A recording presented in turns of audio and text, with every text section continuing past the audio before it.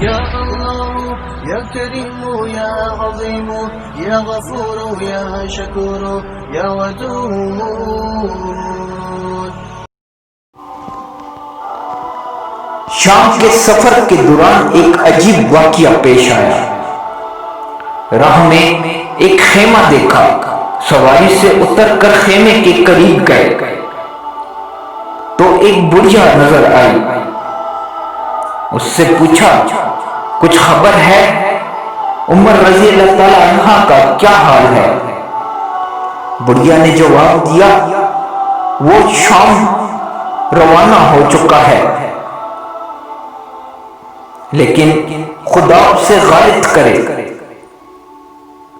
آج تک مجھے اس کی طرف سے ایک درہم نہیں ملا ہے۔ یہ سن کر آپ رضی اللہ تعالی عنہ نے فرمایا اتنی دور کا حال عمر رضی اللہ تعالی عنہ کو کیسے معلوم ہو سکتا ہے؟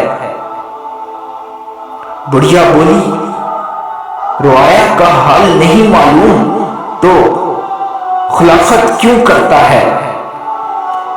یہ سن کر آپ رضی اللہ تعالی عنہ بے اختیار رو پڑے اور بڑھیا سے معافی مانگی اور ان کی مدد فرمائی۔